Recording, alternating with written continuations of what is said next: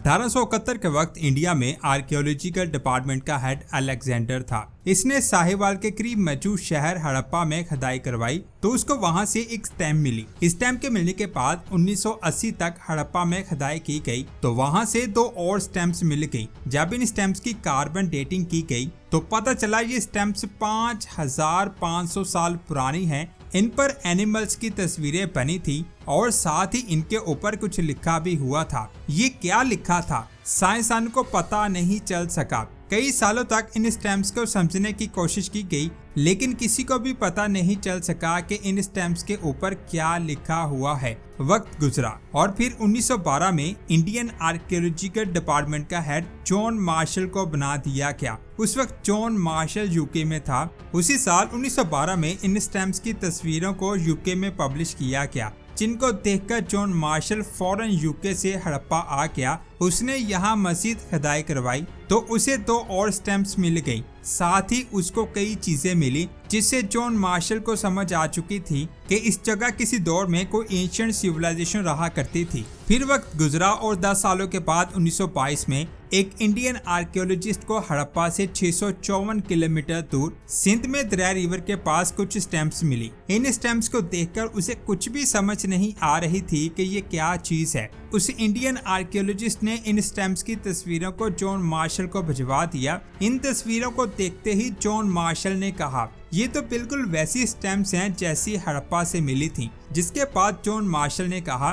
कि 2 मुख्तलिफ प्लेसेस से एक जैसी स्टैम्प्स के मिलने का मतलब है कि हड़प्पा और दूसरी जगह इंडस वैली सिविलाइजेशन के 2 शहर थे और इस दूसरे शहर को नाम दिया गया मोहनजोदड़ो। यानी हड़प्पा में मिलने वाली स्टैम्प्स की वजह से एक बहुत बड़ा शहर दरियाफ्त हुआ। इन दोनों शहरों की दरियाफ्त के बाद इंडस रिवर के पास कई सारी छोटी बड़ी सिटीज मिली, जिसके बाद इन सभी सिटीज को इंडस वैली सिविलाइजेशन का नाम दिया गया। एक रिपोर्ट के मुताबिक इस पूरी सिविलाइजेशन में 3700 से ज्यादा सिटीज को फाइंड किया गया, जिनमें 50 लाख से ज्यादा लोग रहते थे। इस पूरी सिविलाइजेशन का साइज उस वक्त की एंशिएंट इजिप्शियन और मेसोपोटामियन सिविलाइजेशन से भी ज्यादा बड़ा था। इन 3700 सिटीज में से मोहनजोदड़ो सबसे बड़ा और बहुत एडवांस सिटी था। 1922 में इस शहर की दरियाफ्त के बाद कई सालों तक जॉन मार्शल और बाकी साइंसदानों ने इस शहर को खोदा, जिसमें ऐसी चीजें मिली जिनको देखकर दुनिया हैरान हो गई।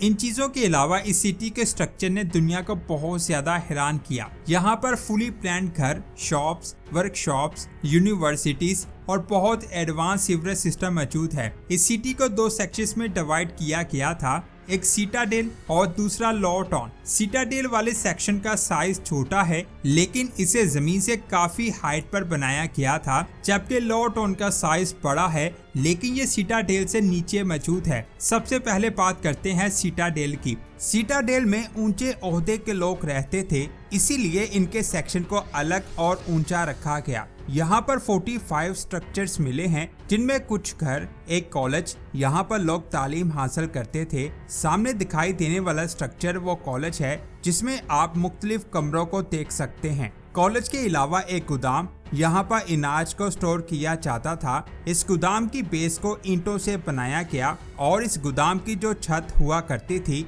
उसे लकड़ी से बनाया गया था। साथ ही इस गोदाम में हवा के लिए रोशनदान हुआ करते थे, जिनको आप वीडियो में देख सकते हैं। वेयर हाउस के बाद इस स्ट्रक्चर को देखें, ये एक बहुत बड़ा असेंबली हॉल हुआ करता था। इस हॉल का साइज 4800 स्क्वायर फीट है, जिसमें 20 बड़े बड़े पिलर्स के स्ट्रक्चर्स को आप देख सकते हैं। इस जगह बड़े ओहदे वाले लोग इकट्ठे होकर फैसले किया करते थे। इन सब के अलावा सीटाडेल में एक बहुत बड़ा पाथ है।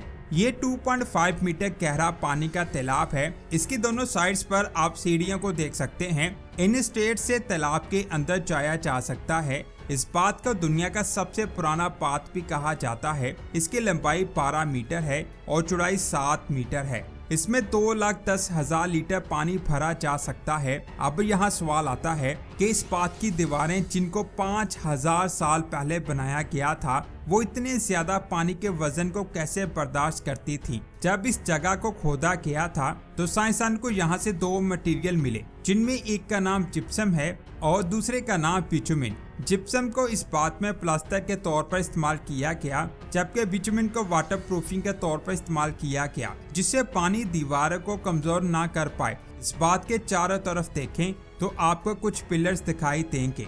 इन पिलर्स को देखकर साइंसदानों का मानना है कि इस बात के ऊपर छत हुआ करती थी, जिसे लकड़ी से बनाया गया होगा। इस बात के बिल्कुल साथ एक कुआं मौजूद है, जिससे इस बात में पानी भरा जाता था, और इस बात के ऊपर एक रास्ता दिखाई दे रहा है। ये रास्ता एक नाले से कनेक्टेड है। इस रास्ते के बिल्कुल आगे कुछ सुराख बने हैं। इन सुराखों से बात के पानी को निकाला जाता था, जो इस नाले से होता हुआ शहर से बाहर दरिया में गिर जाता। इस बात का क्यों बनाया गया, इसके बारे में आज भी सही से नहीं पता चल सका। अगर आप यहाँ की दीवारों को देखें तो इनमें लगी ईंटें असल नहीं हैं, इनको दोबारा से लगाया गया है। असल ईंटें इनके नीचे मौजूद हैं। लेकिन अगर आप इस जगह को देखें तो यहाँ आपको दिखाई देने वाली ईंटों का साइज पहले वाली ईंटों से बड़ा लगेगा। ये बिल्कुल असल ईंटें हैं। इनको यहाँ पर आज से 5500 साल पहले लगाया गया था। ये आज भी बिल्कुल सही हालत में मौजूद हैं।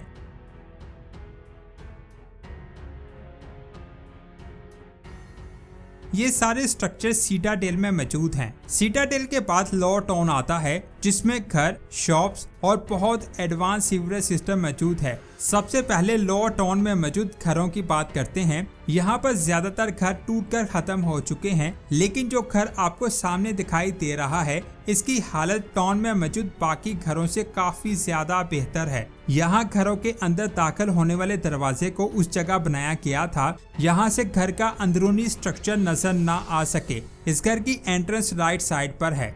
जब आप इस घर के दाखिली दरवाजे पर खड़े होंगे तो आपको सामने एक गली दिखाई देगी। इस घर के कमरे आपको दिखाई नहीं देंगे। इस चीज ने साइंसदान को बहुत ज्यादा हैरान किया, जिससे पता चलता है कि उन लोगों ने प्राइवेसी का कितना ख्याल रखा था। घर में दाखिल होते ही लेफ्ट साइड पर एक बहुत बड़ा कमरा आता है। इसके बिल्कुल साथ स्टोर रूम बनाया गया था। यहाँ पर एक और दरवाजा है। इससे थोड़ा आगे जाने पर लेफ्ट साइड पर एक कमरे का दरवाजा आता है। इस कमरे के दूसरी साइड पर एक और दरवाजा मौजूद है, लेकिन इस कमरे की लेफ्ट साइड पर इस घर का किचन मौजूद है।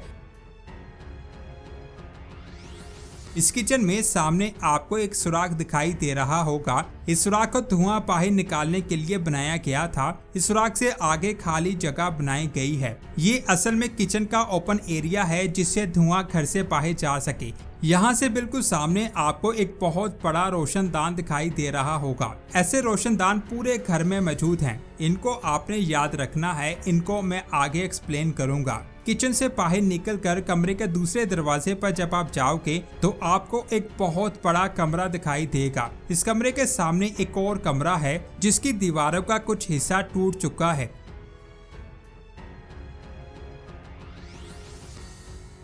इस कमरे के साथ लेफ्ट साइड पर एक और कमरे की तरफ रास्ता जाता है, और इस कमरे से बाहर निकलते ही खाली जगह आती है।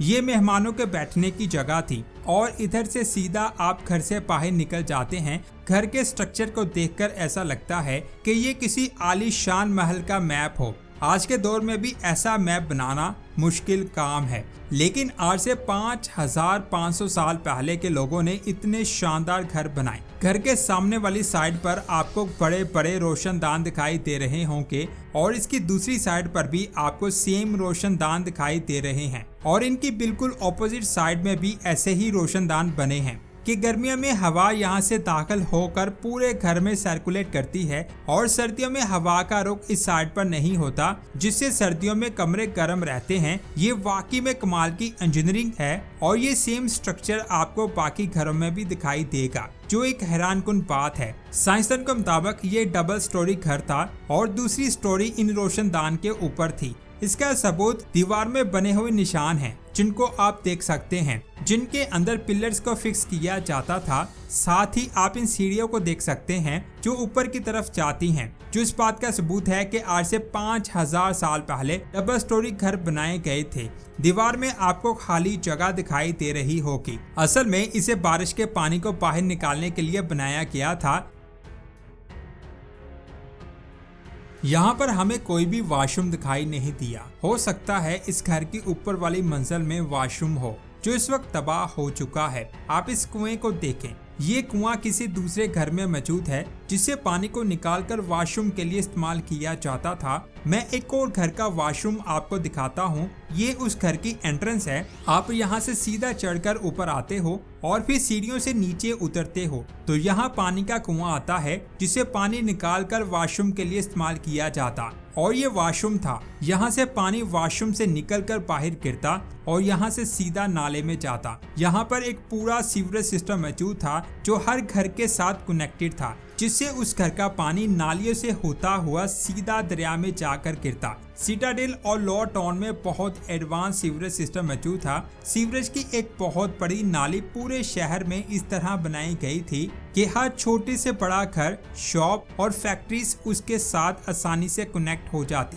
और फिर ये नाली एक बहुत बड़े नाले से कनेक्ट होती थी जिससे शहर का पानी आसानी से दरिया में गिर जाता। सीवरेज की नाली को लाइमस्टोन के पत्थरों से ढका गया था क्योंकि लाइमस्टोन बदबू को अपने अंदर जज़ब कर लेता है। इस लाइमस्टोन्स को आप वीडियो में देख सकते हैं। ये स्टोन्स 5500 साल पुराने हैं जो आज भी बिल्कुल सही हालत में मौजूद है। इतने एडवांस सीवरेज सिस्टम को बनाने के लिए शहर को जमीन से थोड़ा ऊपर बनाया गया ताकि सीवरेज सिस्टम की सभी नालियों को शहर से बाहर निकाला जा सके, जिससे शहर का पानी आसानी से शहर से बाहर निकल जाए। और आप ये जानकर हैरान हो जाएंगे कि आज भी बारिश का पानी इस सीवरेज सिस्टम से होता हुआ शहर से बाहर गिरता है। इस नाली के मुख्तलिफ हिस्सों को आप स्क्रीन पर देख सकते हैं। आज के दौर में नए घर को पुराने घर की दीवार के साथ जोड़कर बनाया जाता है, लेकिन आज से 5000 साल पहले घर बनाकर खाली जगह छोड़ दी जाती और फिर नया घर बनाया जाता। ये चीज आपको इस पूरे टाउन में जगह जगह दिखाई देगी। यहाँ घरों के बाहर ईंटों के कूड़ेदान भी बनाए गए थे। हर घर में एक सुराख बना होता था जिससे कूड़े को घर से बाहर फेंका जाता और फिर उस कूड़े को बास्केट में जमा किया जाता ताकि गलियां बिल्कुल साफ रहें। इसके अलावा यहाँ कई कुएं दरियाफ्त हुए हैं जिनमें कुछ बड़े और कुछ छोटे कुएं हैं और यहाँ पर स्टीम पाथ भी मौजूद थे। घर वाले एरिया से जब आप बाहर निकलते हैं तो एक बहुत बड़ी रोड आती है जिसके दोनों तरफ शॉप्स हैं जिनको आप स्क्रीन पर देख सकते हैं। ये बड़ी सड़क टाउन के सभी मेन रोड से कनेक्टेड होती है और टाउन की सारी गलियां इस रोड से कनेक्टेड होती हैं। इस रोड को फॉलो करते हुए जब हम आगे जाते हैं तो एक इंडस्ट्रियल एरिया आता है।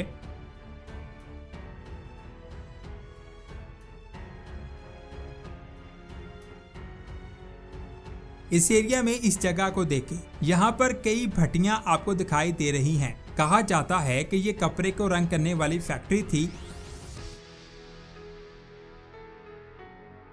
और इन भट्टियों पर बड़े बर्तन रखकर इनमें कपड़े को रंग किया जाता था। इस जगह आपको एक ड्रेन होल भी दिखाई दे रहा होगा जिससे पानी बाहर निकाला जाता था। साइंसदान के मुताबिक ये कोई और चीज की शॉप भी हो सकती है, लेकिन ज्यादातर चांसेस हैं कि ये कपड़े रंगने का कारखाना हो। इस एरिया के बिल्कुल सामने एक और टाउन आता है। ये आर्मी का टाउन था। यहाँ पर उस वक्त आर्मी रहा करती थी जिनके घरों को आप देख सकते हैं। इस पूरी जगह पर आपको टूटे हुए बर्तन दिखाई देंगे, साथ ही कई इंसानी हड्डियां भी आपको दिखाई देंगी। अभी तक हमने लोअर टाउन को अच्छे से देखा, साथ ही सिटाडेल के सभी स्ट्रक्चर्स को देखा, लेकिन अभी एक स्ट्रक्चर बाकी है जिसे आप स्क्रीन पर देख सकते हैं। अगर आप 20 रुपए नोट को देखें तो इसकी बैक पर भी आपको इस स्ट्रक्चर की तस्वीर दिखाई देगी। ये स्ट्रक्चर शहर की सबसे ऊंची जगह है। इसको मोहनजोदड़ो के लोगों ने नहीं बनाया, बल्कि इसे मोहनजोदड़ो सिटी के खत्म होने के 2000 साल बाद किसी बुद्धा ने बनाया था, जिसे बुद्धिस्ट स्तूपा कहा जाता है। इसके अंदर एक पॉट रखा जाता जिसमें बुद्धा की एशिस होती थी। इस स्तूपा के गिर्द आपको कुछ स्ट्रक्चर्स दिखाई दे रहे होंगे। इन स्ट्रक्चर्स को बुद्धा के फॉलोअर्स ने ही बनाया था। इस शहर से बहुत सारे बर्तन, ज्वेलरीज और भी बहुत सारी चीजें मिली हैं जिनको म्यूजियम में रखा गया है। यहाँ से कई ढांचे भी मिले हैं जिनको आप स्क्रीन पर देख सकते हैं। यहाँ से मिलने वाली स्टैम्प्स को मैं अपनी इस वीडियो में डिटेल से एक्सप्लेन कर चुका हूँ।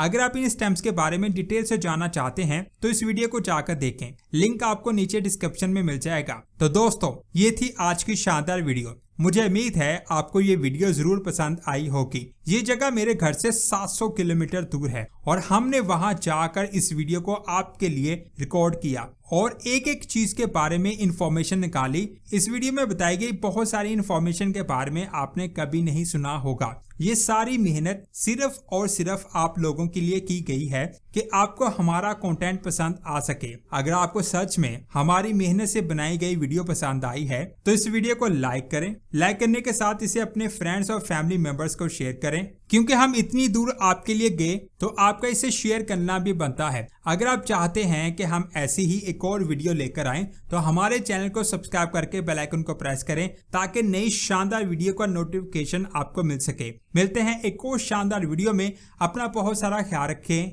अल्लाह हाफिज।